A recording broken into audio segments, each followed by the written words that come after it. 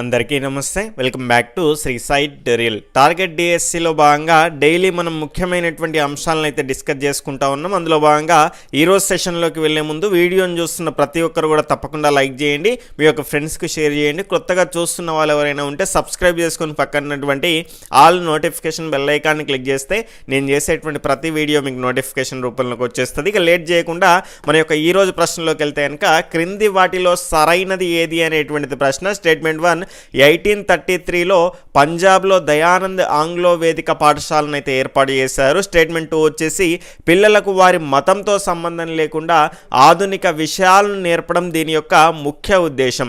సరైనది ఏది అని అడగడం జరిగింది. ఆప్షన్ 1 1, 2 మాత్రమే, ఆప్షన్ 2 1 మాత్రమే, ఆప్షన్ 3 2 మాత్రమే, ఆప్షన్ 4 వచ్చేసి ఏది కాదు. ఇక్కడ సరి అయినటువంటి సమాధానాన్ని వీడియోను పాజ్ చేసుకొని మీరు పిక్ చేసుకునేటువంటి ప్రయత్నం అయితే చేయండి. ఇక్కడ దీని యొక్క సరి అయినటువంటి సమాధానం కనుక చూసుకుంటే ఆప్షన్ 4 ఏది కాదు అండి. ఎందుకంటే ఇక్కడ సరైనది ఏది అని అనడం జరిగింది.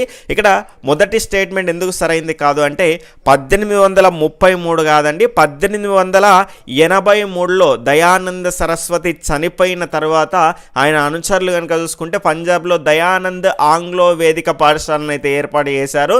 దీనికి సంబంధించినటువంటి ముఖ్య ఉద్దేశం ఏంటి అంటే ఆధునిక విషయాలను తెలపడంతో పాటు సంస్కృతి మరియు మతం గురించి తెలియజేయడం అనేది దీని యొక్క ముఖ్య ఉద్దేశం. మతంతో సంబంధం లేకుండా అన్నాం కాబట్టి ఇది కూడా రాంగ్ స్టేట్మెంట్. కాబట్టి ఆప్షన్ 4 ఈజ్ రైట్ ఆన్సర్. ఇలాంటి మరిన్ని ప్రశ్నలు పొందాలి అనుకుంటే కనుక తప్పకుండా మన ఛానల్ని సబ్స్క్రైబ్ చేసుకోండి. ఈ వీడియోని లైక్ చేసి మీ యొక్క ఫ్రెండ్స్కి షేర్ చేయడం మర్చిపోకండి. బాయ్, టేక్ కేర్, జై హింద్.